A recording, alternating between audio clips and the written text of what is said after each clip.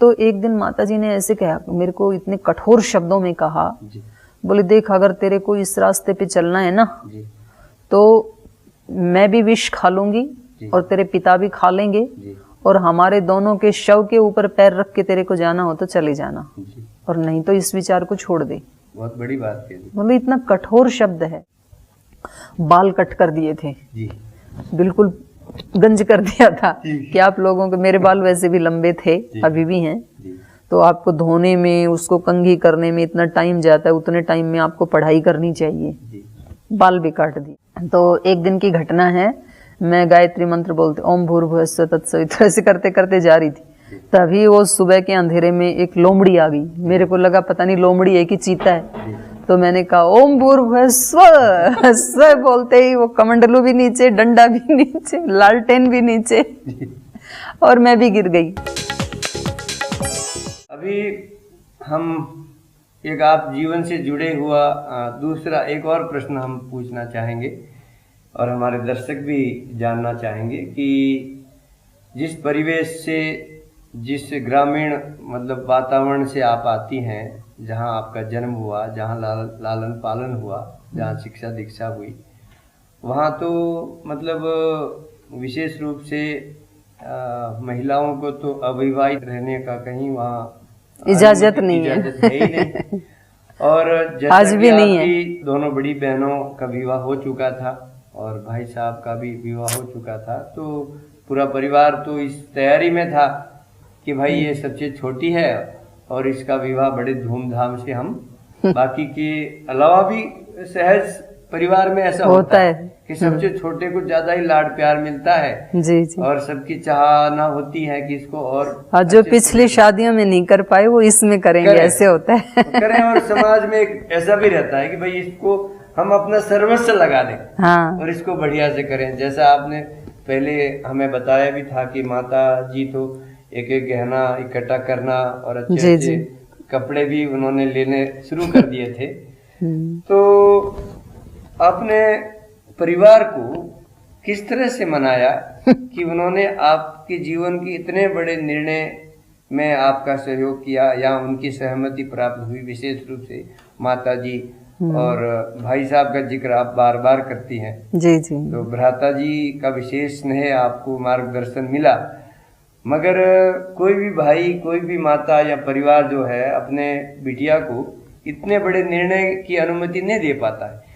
तो आपने कैसे उनको राजी किया, कैसे परिवार को मनाया इस बड़े निर्णय के लिए? जो माता पिता मना करते हैं या परिवार या समाज मना करता है या विरोध करता है हमारे ऐसे निर्णयों का जी, तो अब मुझे ऐसे लगता है कि वो भी अपनी जगह पे गलत नहीं है, वो भी ठीक है, क्योंकि उनको ये लगता है कि ये जो मार्ग है ये एक लीक से हट करके है जी। एक जो सामान्य नियम है ये अपवाद नियम है ये जी।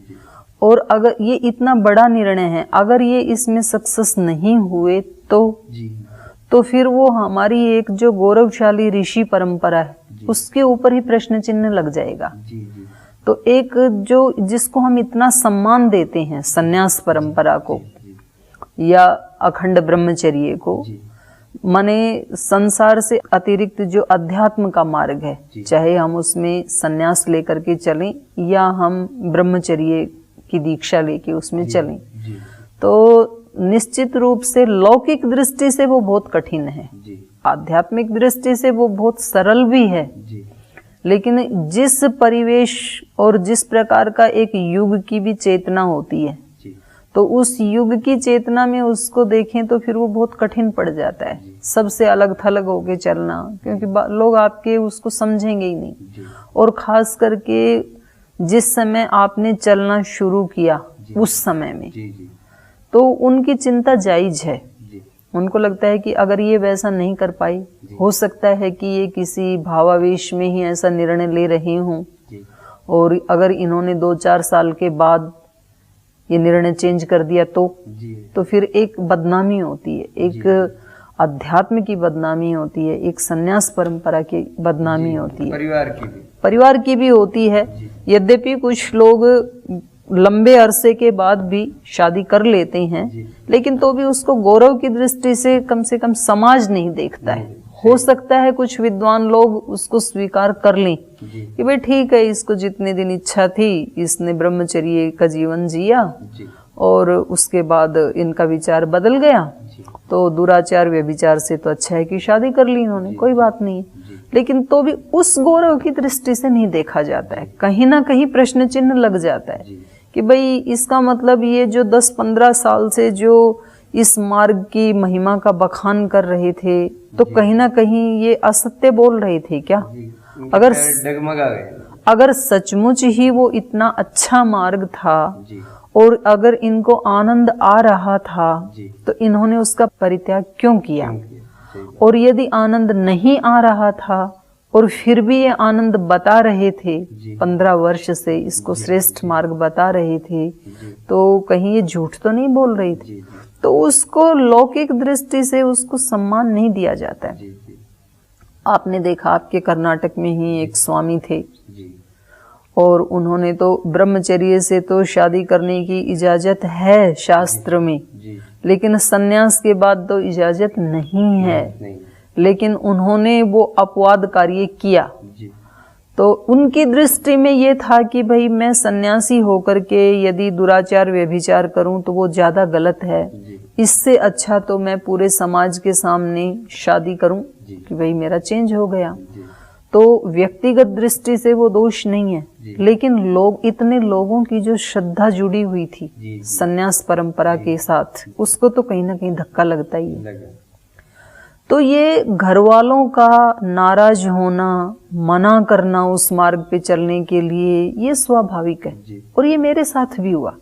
यद्यपि मेरा बहुत आध्यात्मिक परिवार था, जिस स्कूल में मैंने जन्म लिया, साधु संतों का बहुत सम्मान करते थे, लेकिन फिर भी अपने बच्चे को इजाजत नहीं देना चाहते हैं, क्योंकि उनको लगता है कि ये कठिन मार्ग है।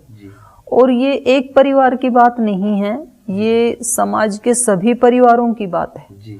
आज श्रद्धेय स्वामी जी महाराज को या ऐसे ही जो इस युग के ऋषि हैं, बड़े संत हैं, उनको समाज बहुत श्रद्धा की दृष्टि से देखता है, उनका सम्मान करता है। लेकिन जब अपने घर वाला बच्चा कहे कि मैं भी ऐसे ही इस मार्ग पे जाना चाहता हूँ, बनना चाहता हूँ, तो वो उसको मना करते हैं। तो ये मेरे साथ भी ऐसे हुआ।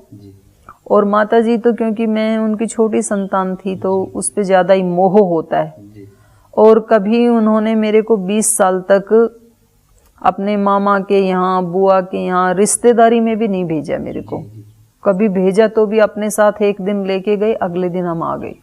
उनको ये लगता था कि हमारे बच्चों के संस्कार जो है, जो हम देना चाहें वो अपने घर में हम दें, कहीं दूसरे लोग हमारे बच्चों के संस्कार को चेंज ना कर दें। तो निरंतर मैं 20 वर्ष उनके साथ रही, तो उनकी बिल्कुल इच्छा नहीं थी, और उन्होंने मेरे को भावनात्मक दृष्टि से भी समझाने की कोशिश की, डरा करके भी कोशिश की, प्रेम से भी समझाने की कोशिश की। मैं रात को माता जी के पैर दबाती थी सोते समय, तो माता जी मेरे से फिर पूछती थी, देख तूने मेरे पैर पकड़ रखे हैं, मेरे को छू रखा है, तू सच सच बता, तू इस रास्ते पे नहीं चलेगी ना? मैंने कहा मैं बता दूंगी। मतलब मैं टाल मटोल कर देती थी, तो कहती थी मुझे छू करके तू कहे कि तू ऐसा नहीं करेगी। अब मैं ऐसा कैसे कहूँ, क्योंकि मुझे तो करना है ये। तो मैं उनको नहीं, मतलब शपथ नहीं देती थी कि मैं नहीं करूंगी। तो माता जी को अंदर अंदर से ऐसे लगता था। और फिर तो एक दिन माता जी ने ऐसे कहा, मेरे को इतने कठोर शब्दों में कहा, बोले देख अगर तेरे को इस रास्ते पे चलना है ना, तो मैं भी विष खा लूंगी और तेरे पिता भी खा लेंगे, और हमारे दोनों के शव के ऊपर पैर रख के तेरे को जाना हो तो चले जाना, और नहीं तो इस विचार को छोड़ दे। बहुत बड़ी बात कह दी। मतलब इतना कठोर शब्द है, क्योंकि माता पिता ही तो बच्चे का आश्रय होते हैं, और कितना मेरे को प्रेम था अपनी माँ से। तो मतलब ये सुन के एकदम पूरा अस्तित्व हिल जाता है कि अगर ये नहीं रहेंगे तो मैं जीऊंगी कैसे, क्योंकि ये तो मेरे तो सर्वस्व यही है।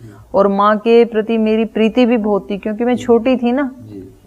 लेकिन फिर भी मैंने विचार किया, मतलब वो बहुत रात को सोते समय घंटों तक प्रश्न उत्तर आत्मसंवाद के रूप में चलता रहा मन में कि अगर मैं इस मार्ग पे चलती हूँ और सचमुच माता जी ने विष खा लिया, पिता ने भी खा लिया, फिर दोनों की डेड बॉडी पड़ी रही होंगी, फिर सारा विश्व मेरे को क्या कहेगा, ये सारा समाज, तो मैं उसको सह पाऊंगी कि नहीं।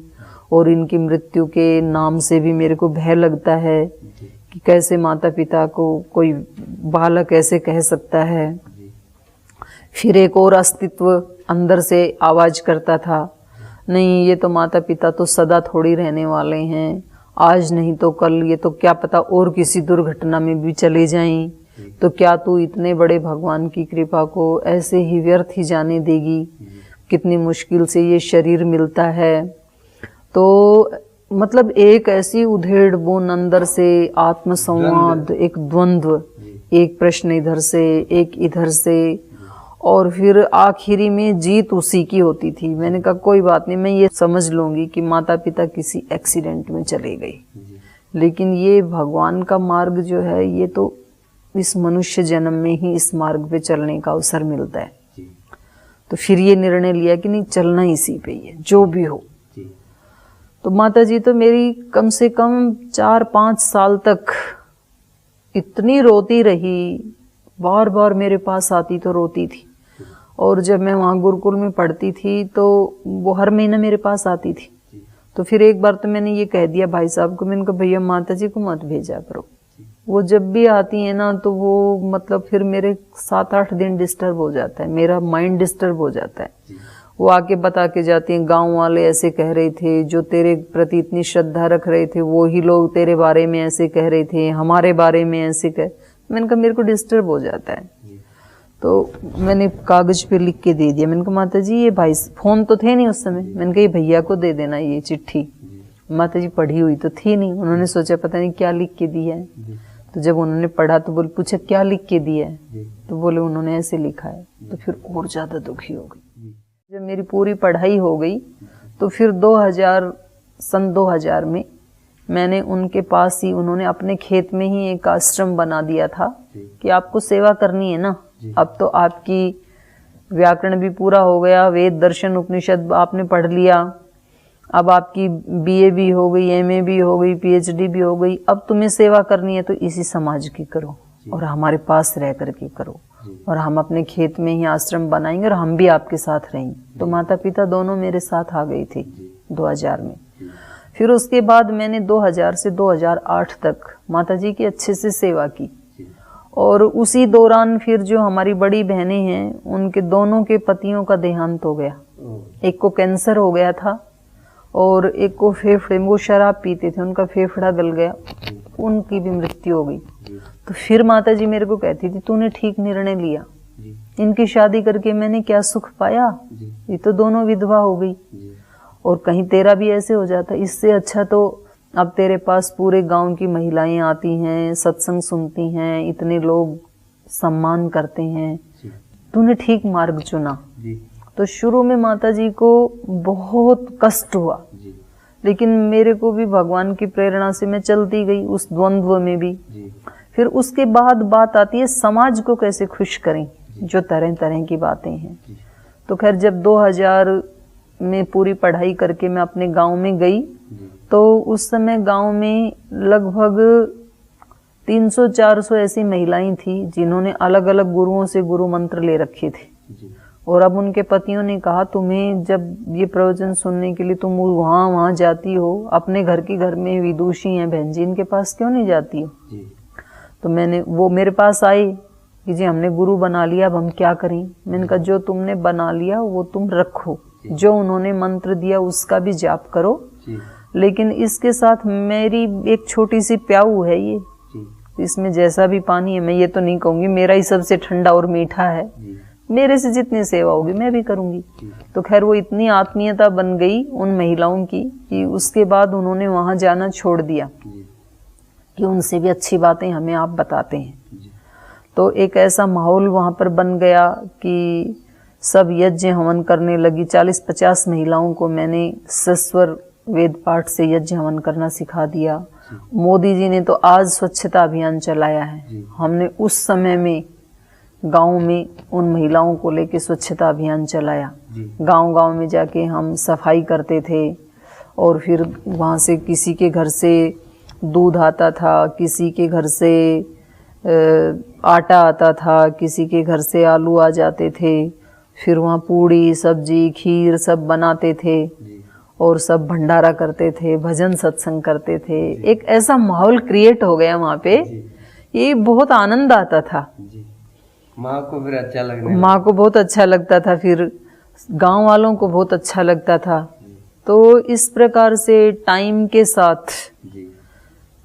साथ समाज भी खुश हुआ, स्वीकार किया। वो समाज ने भी, शुरू में राजी नहीं होता है समाज, शुरू में घर वाले भी राजी नहीं होते हैं, तो शुरू में तो बेराजी में ही करना होता है। तो मैंने शुरू में उनको, हाँ, हमारे भाई साहब के बारे में मैं ये कह सकती हूँ, वो बहुत एक साधु पुरुष हैं और उन्होंने, क्योंकि मैं तो गुरुकुल में आ गई तो मुझे तो अब बाहर की जो भी टॉन्टिंग है, क्रिटिसाइज है जो, वो मुझे तो सुनने को नहीं मिलता था। तो सारा उनके सिर पे आता था, वो सुनते थे, लेकिन सारा अपने सिर पे लेके भी वो मेरे को कन्वे नहीं करते थे। मेरे को हमेशा वो प्रेरणा ही देते रही कि आप इस मार्ग पे आगे बढ़ें। और आज भी और बचपन से लेके भी जब भी मैंने उनको कहा कि आज भी मैं उनको ये कहूँ कि भाई साहब आज आपको नौकरी छोड़ के मेरे साथ रहना है, तो वो कल ही रिजाइन कर देंगे। वो एक प्रिंसिपल हैं सीनियर सेकेंडरी स्कूल में, तो उनका बहुत सहयोग रहा मेरे को। तो किसी एक व्यक्ति का भी सहयोग रहता है इस मार्ग में तो उसका बड़ा संबल मिलता है। और भगवान की कृपा से मुझे गुरु आचार्य भी ऐसे मिले कि वो मेरे इस जन्म का तो किसी कर्म का फल नहीं हो सकता है, वो ईश्वर की ही अहेतु की कृपा हम कह सकते हैं, या तो भागवत कृपा उसको कह सकते हैं, या तो फिर उन गुरुओं की ही कृपा है, या कोई पिछले जन्म में ऐसा पुण्य हो गया होगा।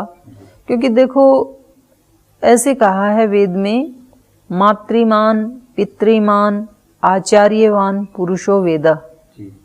जिस मनुष्य को अच्छे धार्मिक और सदाचारी माता पिता मिल जाते हैं और कोई ब्रह्मवेत्ता और ब्रह्मनिष्ठ कोई गुरु मिल जाता है, श्रोत्रिय ब्रह्मनिष्ठ ऐसे विशेषण आते हैं गुरु के, ये तीन अगर किसी को मिल जाएं तो फिर उस पुरुष के, पुरुष का मतलब है वहां आत्मा, पुरुष स्त्री ऐसे नहीं, मेल फीमेल नहीं है, तो उस व्यक्ति के व्यक्तित्व का पूर्ण विकास हो जाता है। फिर मतलब पूरी पॉसिबिलिटी है। अब कोई तीनों को मिलने के बाद भी ना करे, उसके संस्कार नहीं है, वो एक अलग बात हो जाती है। तो मुझे ये लगता है कि हमें जीवन में तीनों मिले। माता पिता भी ऐसे मिले जो भले ही अनपढ़ थे लेकिन बहुत धार्मिक प्रवृत्ति के थे। मेरे पिताजी सुबह 4 बजे उठ करके गीता का अध्ययन करते थे और उसके बाद उसके लिए जाते थे, वॉकिंग आदि के लिए जाते थे।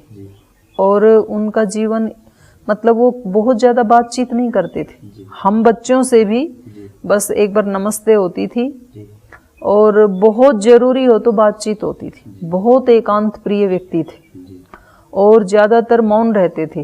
पहले तो हम वो सर्विस में थे तो कभी वो साल 6 महीने में छुट्टी आते, 1 दिन 2 दिन के लिए। रेलवे में ज़्यादा छुट्टी होती नहीं है, एक 36 या 48 घंटे का रेस्ट होता था, उसमें वो आते थे।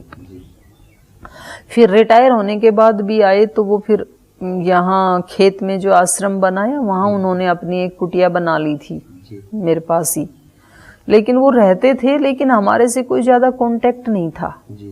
और जो हमने आश्रम बनाया मैंने खेत में ही, तो उसके पास ही जो मैंने जिक्र किया ना, हमने पहले ट्यूबवेल बनाया था, वो उसी खेत की बात है। तो ट्यूबवेल में ऐसे होता है कि बिजली का कनेक्शन जो है वो एक बार मिला तो उसका बिल सुनिश्चित होता है कि हर महीने 1000 रुपए आएंगे या 500, ऐसे निश्चित होता है। चाहे आप एक दिन भी बिजली यूज ना करें, चाहे आप 24 घंटे करें।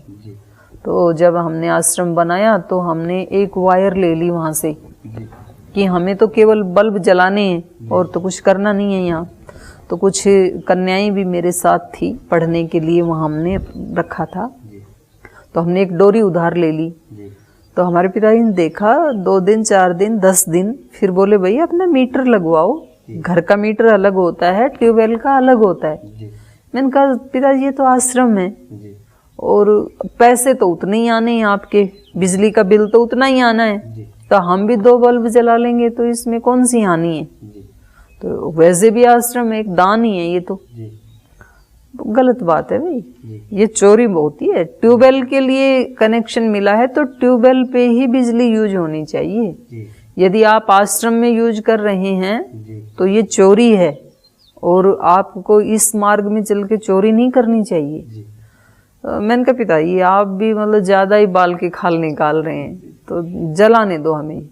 बोले देखो अभी तो मैंने कह दिया, कल मैं वहां जा करके जो है ना कंप्लेंट करूंगा कि वहां इन लोगों ने आश्रम खोला है और ये दूसरों को उपदेश देते हैं चोरी नहीं करनी चाहिए, लेकिन खुद बिजली की चोरी करते हैं, अनधिकृत ले रखा है। हाँ मैंने कहा पिताजी ये तो हाथ जोड़े, आप कंप्लेंट मत करना, बदनामी हो जाएगी, हम मीटर ही लगवा लेंगे। उसी दिन हमने अप्लाई किया तो हमारे जो 2-3 बल्ब जलते थे आश्रम में, छोटा सा बनाया था पहले, उसका अलग बिल जाता था, पिताजी का अलग होता था। ऐसे ही एक दिन वो जो मेरे साथ कन्याएं रहती थी उन्होंने पकोड़े बनाई, तो एक प्लेट लेके वो पिताजी के पास भी गई कि बाबूजी ये खा लो, हमने बनाई है। बोले नहीं बेटा हमारे यहाँ बेटियों का नहीं खाते हैं। तो बोल दीदी नहीं ले रहे हैं बाबूजी तो मैंने कहा पिताजी वो तो कोई शादीशुदा जो होती है उनका नहीं खाते, मैं तो यहीं रहती हूँ। नहीं, उनको जिनकी शादी कर देते हैं उनको हम किसी मनुष्य को सौंप देते हैं, और आप इस मार्ग में चली हैं तो आपको हमने भगवान को सौंप दिया है, तो हमारी तरफ से तो आप पराई हो चुकी हैं, तो हम बेटी का नहीं खा सकते। तो पिताजी कौन से आप पुराने विचारों, हमने बहुत आग्रह किया लेकिन लिया नहीं उन्होंने, लड़कियों ने बहुत आग्रह किया। फिर मैंने कहा चलो ऐसा है कि आप बाजार जाते हैं और वहां से एक प्लेट लेते हैं, यदि तो कहीं 10 रुपए में उनको पेमेंट कर देते हैं। आपका बिल्कुल ही मन नहीं मानता है तो आप 10 रुपए दे दो, लेकिन खा तो लो, बच्चों ने इतने उससे मनाए हैं। तो बोले हाँ ये ठीक है। उन्होंने 10 रुपए दिए तब वो प्लेट ली हमारे से। तो मतलब इतने सिद्धांतों के पक्के व्यक्ति थे। और जहाँ वो आश्रम बना खेत में, तो उसके एक पोर्शन में खेती भी होती थी। तो वहाँ खेती में गाय आए, नील गाय आए, चिड़िया आए खेती में। तो माता जी कहती थी कि ये चिड़िया आती हैं तो इनको थोड़ा उड़ा नहीं सकते हो, सारे बाजरे को खा रही हैं ये आप यहीं बैठे हो। तो कह रहे वो पंजाब में रहे ना, तो उनको हिंदी ज्यादा आती भी नहीं थी, बचपन से ही पंजाब में चले गए थे जब वो 2 वर्ष की आयु के थे, और रिटायर होके ही आई। तो कहते थे बंदा जोड़े पली पली, भगवान रोड़े कुप्पा। अरे तुम क्यों ये इतने कण कण को जोड़ते हो, तुम्हें जो मिलना है उतना ही मिलेगा। उसके भाग्य का वो खा रहे, उसके भाग्य का वो खा रहे हैं, तुम्हारे भाग्य का तुम्हें मिल जाएगा। मतलब ये बातें कहने और सुनने में अच्छी लगती हैं, तो प्रैक्टिकली उसको देख के ना व्यक्ति का जी जलता है। तो माता ये कह रही कि किसी पड़ोसी के खेत में भी कोई गाय आके घुसे तो व्यक्ति उसको निकालता है कि वो फसल को भाई नष्ट कर रही है, और तुम अपने खेत में से नहीं निकालते हो। तो पिताजी ऐसे थे कि घर में कितना भी प्रॉफिट हो जाए वो खुश नहीं होते थे, कितना भी लॉस हो जाए वो दुखी नहीं होते थे। मतलब गृहस्थ में रहते हुए वो बहुत अच्छे संत थे भैया, और उसूलों के इतने पक्के थे कि कोई देखे ना देखे ईश्वर हमें देख रहा है। तो बहुत ही एक धर्मात्मा और एक संत पुरुष थे, तो वहां से भी हमें प्रेरणा मिली। तो घर वालों को भाई साहब खुश हो गए थे, क्योंकि एक देखो अपने बच्चे के ऊपर ना विश्वास होता है, परिवार को पता है कि हमने जो संस्कार दिए हैं इनको, तो ये उन संस्कारों को लजाएंगे नहीं। तो माता पिता को तो विश्वास होता है, लेकिन समाज के डर से वो थोड़ा उसमें विरोध करते हैं। लेकिन समाज को भी जब एक बच्चा 20 साल आपके बीच में रहा है तो एकाएक तो संस्कार नहीं बदल जाएंगे। तो समाज को भी अप्रत्यक्ष रूप से उनको ये विश्वास था कि इस लड़की ने 20 साल तक जब इतना प्रामाणिक जीवन जिया है, पुरुषार्थ का, शालीनता का, पवित्रता का, तो आज भी यदि ये गई है तो कुछ लोग ऐसे थे परिवार में, हमारा लगभग 40 घरों का परिवार था, तो उसमें कुछ लोग ऐसे कहते थे कि तुम देखना ये लड़की अगर इस मार्ग पे चली है तो कभी इस कुल को कलंकित नहीं करेगी जी। हम इसकी आपको हम गारंटी देते हैं जी। तो इस प्रकार से कुछ अपवाद भी चलते रहे, कहने वाले सब तरह के लोग होते हैं जी, जी। कुछ लोग विश्वास भी करते रहे जी। थोड़ा थोड़ा परिवार को अंदर से बुरा भी लगता रहा क्योंकि उनको लोग टॉन्टिंग करते थे जी, जी। कुछ अंदर अंदर से उनको अच्छा भी लगता रहा कि चलो इन्होंने इतना बड़ा निर्णय लिया है। अच्छा, मेरे साथ क्या बात, एक अलग बात ये थी भैया कि जिस दिन मैं घर से निकली उस दिन मेरे को ये भी नहीं पता था कि मैं किस आश्रम में जा रही हूँ, किस गुरु के पास जा रही हूँ। आज जैसे हमारे पतंजलि योगपीठ में लगभग 100 बहनें हैं जी। और हमारे लगभग 350 के लगभग भाई हैं जिन्होंने अपना पूरा जीवन डेडिकेट किया है जी।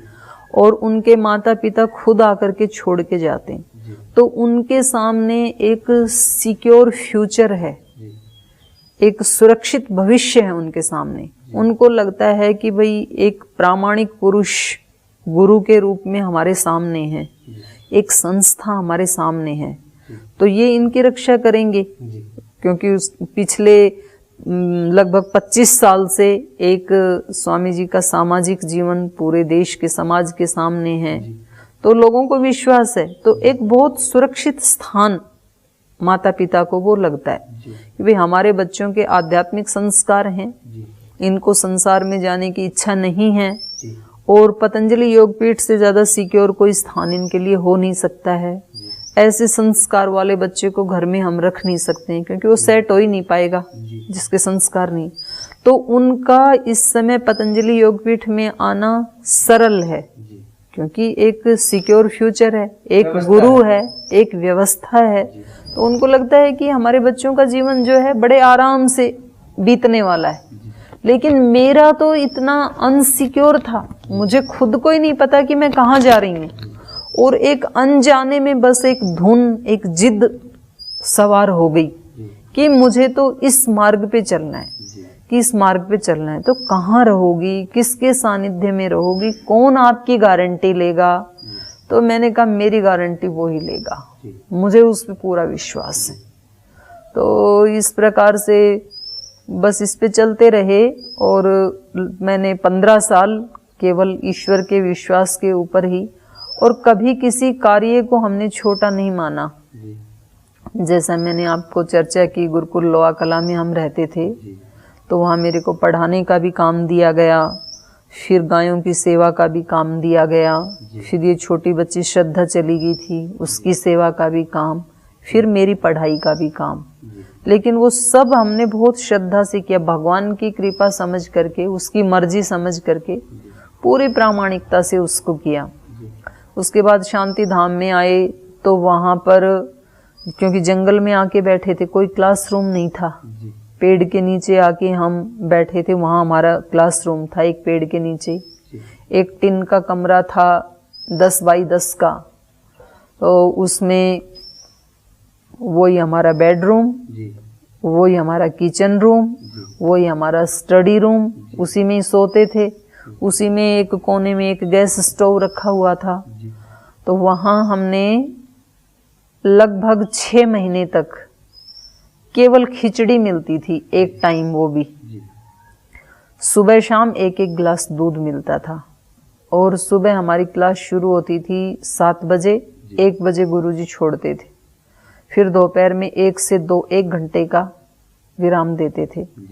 12:30 के लगभग कुकर में एक बहन जी थी, दीक्षा बहन जी, वो कुकर के ऊपर दाल चावल कोई सब्जी है तो वो कट करके उसी में डाल के आ जाती, राजमा छोला जो भी डालना है। तो धीरे धीरे सिम करके वो गैस में 1 घंटे में वो खिचड़ी बन जाती थी और थोड़ा दही जमाते थे। तो होली हो, दिवाली हो, संक्रांति हो, कुछ भी हो, हमारी वही डिश थी रोजाना, खिचड़ी, नो चेंज।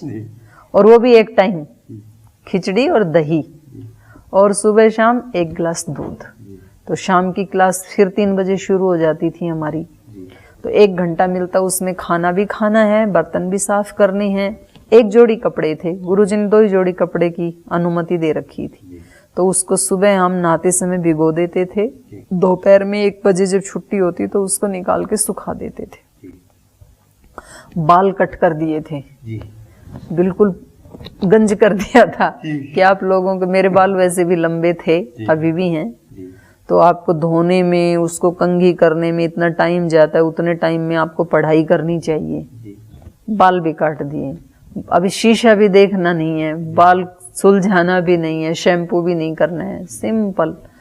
और वहां पर स्नान करने के लिए कोई बाथरूम नहीं था, एक बोरवेल था, हैंडपंप लगा था, उसमें हम पानी निकाल के 4 बजे से 4:30 तक स्नान कर लेते थे, क्योंकि उसके बाद तो उजाला होने के बाद जंगल में सब जगह दिखेगा, फिर गुरुजी आदि भी इधर उधर घूमने लगते थे, तो बस उस पे काक स्नान कर लेते थे ऐसे ही पानी डाल के।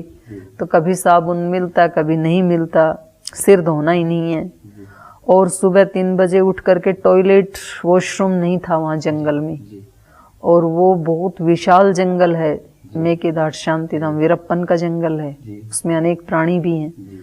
तो हमारे पास टॉर्च भी नहीं थी, शुरू में हमें टॉर्च ला के दी इन्होंने, तो वो तो 6 दिन 8 दिन में ही सेल डाउन हो जाते थे। तो वो बोले ये तो कब तक चलेगा, 1 साल में इतना खर्चा हो जाएगा। फिर केरोसिन ऑयल की हमें लालटेन ला के दी उन्होंने, तो हम लालटेन जला के सुबह लालटेन लेकर के जंगल में लगभग 1.5-2 किलोमीटर टॉयलेट के लिए जाते थे।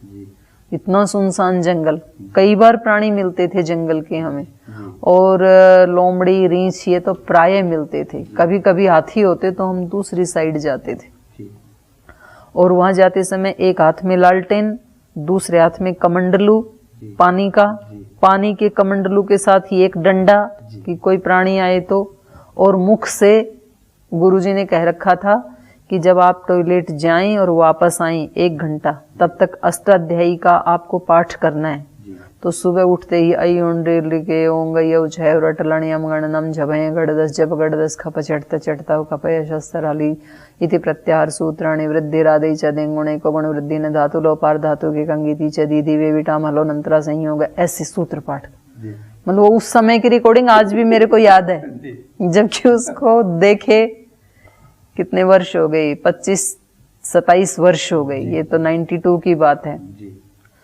तो हमारा ये होता था, और जैसे सूत्र पाठ करते करते अष्टाध्यायी जैसे पूरी हो गई, तो उसके बाद फिर गायत्री मंत्र बोलना है हमें, क्योंकि हमने ये सुना था गायत्री मंत्र बोलने से कुछ भूत प्रेत आदि पास में नहीं आते हैं। तो एक दिन की घटना है, मैं गायत्री मंत्र बोलते ओम भूर्भुवस्सुः तत्सवितुर्वरेण्यं ऐसे करते करते जा रही थी, तभी वो सुबह के अंधेरे में एक लोमड़ी आ गई। मेरे को लगा पता नहीं लोमड़ी है कि चीता है, तो मैंने कहा ओम भूर्भुवस्सुः, स्व बोलते ही वो कमंडलू भी नीचे, डंडा भी नीचे, लालटेन भी नीचे, और मैं भी गिर गई। डर लगा कि कुछ तो आ गया आज। और फिर वो साथ में दूसरी बहन थी, क्या हो गया, उसके पास लालटेन थी। मैंने कहा पता नहीं क्या प्राणी था, बोली वो तो देखा मैंने लोमड़ी थी, वो भाग गई है। तो इस तरह से हमने पुरुषार्थ करके शिक्षा प्राप्त की वहां पे, और इतने कठिन संघर्षों में बिना किसी व्यवस्था के। तो एक ये था कि जब ये मार्ग चुना है तो पूरी ईमानदारी के साथ इसको हमें तय करना है, इस सफर को। तो अभावों में भी कभी ऐसे अभाव भी आए, कभी ऐसे प्रतिकूलताएं भी आई, लेकिन जो मैं बता रही थी कि हमें माता पिता गुरु ऐसे मिले। वहां से आने के बाद फिर श्रद्धेय स्वामी जी महाराज का सानिध्य, तो ये बहुत बड़ी कृपा होती है हमारे ऊपर, क्योंकि अगर कोई गाइड करने वाला नहीं है तो हो सकता है हमारे अंदर जोश तो होता है लेकिन होश तो होता नहीं है। तो एक दिशा देने वाला, चलना तो व्यक्ति को खुद ही होता है, लेकिन रास्ता अगर पता नहीं है तो वो कहीं का कहीं और भी पहुंच सकता है। तो ये इस तरह से फिर ये सफर हमारा आगे बढ़ा। लेकिन बहुत संतोष है मुझे कि ये भगवान की कृपा है। जैसे श्रद्धेय स्वामी जी महाराज जैसे मैंने पहले भी एक बार आपसे चर्चा की थी कि जब हमने एमए किया वहाँ पे, तो उस समय दिव्य योग मंदिर में कोई कुछ था नहीं हमारे पास। तो उस समय की एक घटना है कि जो वहाँ पर एक टॉयलेट का जो खड्डा था वो पक्का बनाया हुआ था, क्योंकि वहाँ पानी ना बहुत जल्दी आ जाता है। हरिद्वार में गंगा है ना पास में, तो 10-15 वो चवा आ जाता है नीचे से 10-15 फीट के बाद। तो एक 7-8 फीट का एक खड्डा बना के उसको ईंट से चारों तरफ से पक्का किया था और नीचे से भी पक्का किया था, तो वो भर गया। तो एक दिन ऐसा हुआ कि ऊपर से टॉयलेट गए, कोई गया होगा, हम 20-25 विद्यार्थी थे, वो पानी डाले, पानी नीचे जाए ही नहीं क्योंकि खड्डा भर गया, पाइप भी भर गया। उसके बाद मैं गई तो वो भरा हुआ वापस आ गई, स्वामी जी गए भरा हुआ वापस आ गए।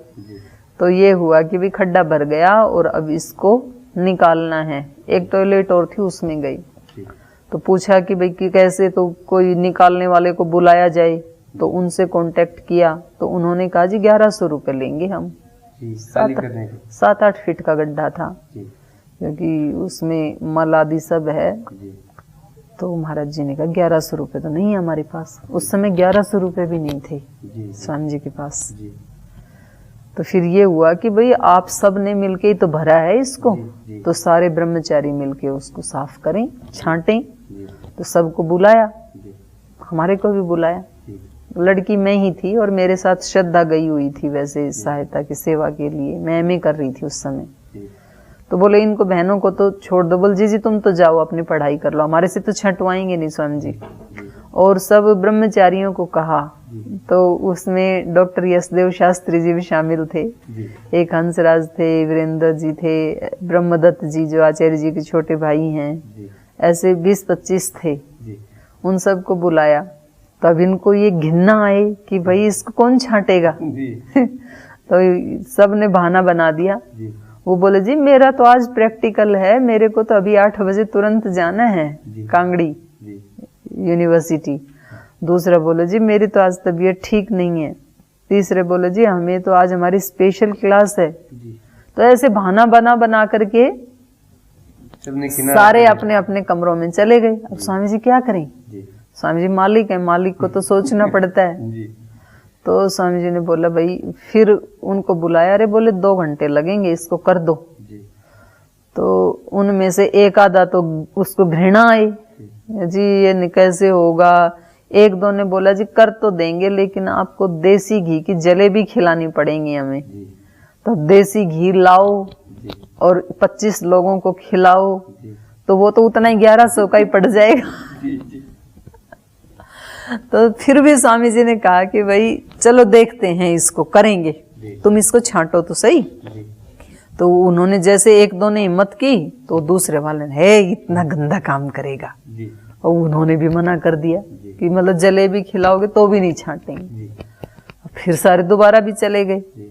तो फिर स्वामी जी ने सोचा ये तो करने वाले नहीं है, और स्वामी जी को ये है कि मतलब वो किसी भी काम को छोटा समझते नहीं है कभी भी। वो हमने गुरुकुल खानपुर से ऐसे देखा, तो उन्होंने अपनी वो धोती बांधी जैसे कि आजकल वो यौगिक जॉगिंग के समय बांध लेते हैं, और 2 बाल्टियां ली और उसका ढक्कन हटाया, और 2-2 बाल्टियां भर के हमारे पास में दिव्य योग मंदिर के बाहर एक नाला सा था, अभी उसको ढक दिया है, उसमें जाके डालने लगे। उसमें वैसा पानी जाता था नाली आदि का, 2-2 बाल्टी 2-2 बाल्टी। मैं भी जंगले में से देख रही, अरे तो स्वामी जी लग गई। लेकिन उस समय मैं ज्यादा बोलती भी नहीं थी, तो मेरा मन तो करे कि जाके हेल्प कर दूं स्वामी जी की, लेकिन स्वामी जी ने कहा था कि आप मत आओ। नहीं गए बाहर, लेकिन अंदर अंदर से दूसरे सारे ब्रह्मचारी भी अंदर अंदर से देखें जंगले में से, लेकिन किसी की हिम्मत नहीं कि आके लग जाएं। और जब उन्होंने देखा कि स्वामी जी ने तो कर दिया पूरा, तब बाहर निकल के, स्वामी जी कर दिया आपने, ये तो हम करवा देते, बोला था ना जलेबी खिलाते ना, हम कर देंगे, आपने कर दिया। अरे बोले भले लोगों कर दिया, तुम्हें अब पता लगा, वो देख रहे थे अंदर से जंगले में से। लेकिन स्वामी जी इतने उदार हृदय हैं कि उन्होंने खड्डा भी खुद साफ किया, और उसके बाद शाम को देसी घी की जलेबी भी बनाई और सबको खिलाई। तो सबने खा तो ली बेशर्मी से, लेकिन एक संस्कार ये बना कि देखो ऐसे गुरु हमारे हैं तो हमें भी इस तरह से पुरुषार्थ करना चाहिए और किसी भी काम को छोटा नहीं समझना चाहिए। बहुत बड़ा संदेश, बहुत बड़ा संदेश जाता है, क्योंकि आचार्य कस्मात आचार्य आचरणात्, आचरण से आचार्य होता है। हमें माता पिता भी ऐसे मिले, उन्होंने अपने आचरण से सिखाया, हमें गुरु भी ऐसे मिले कि उन्होंने अपने आचरण से सिखाया। तो माता पिता गुरु ये तीनों ऐसे मिलना ये बहुत कठिन होता है, दुर्लभ होता है। तो ये हमें मिले, तो इसलिए हमारी ये यात्रा चल रही है आनंद पूर्वक, और आगे भी ऐसे ही चलेगी। जी बहुत बहुत आपको साधुवाद कि बहुत सारे दर्शकों के मन में एक जिज्ञासा थी कि आज पतंजलि योग पीठ में, जैसा कि गत श्री राम नवमी पर लगभग 92 युवा ब्रह्मचारी और ब्रह्मचारिणियों ने दीक्षा ली। उसमें सबसे पहले दीक्षित होने का एक सौभाग्य आपको प्राप्त मुझे हुआ। मिला। और इस पूरी यात्रा में जो भी अनुभव रहे हैं वो आपने दर्शकों के साथ शेयर किए हैं। तो दर्शकों, इस यात्रा को हम आगे बढ़ाएंगे और भी कई बातें जो आप जानना चाहते हैं अगले एपिसोड में हम बताएंगे। फिलहाल हम आपसे विदा लेते हैं।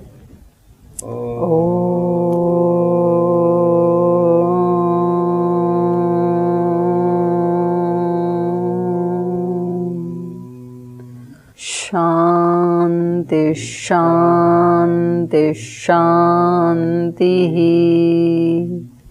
श्री गुरुभ्यो नमः।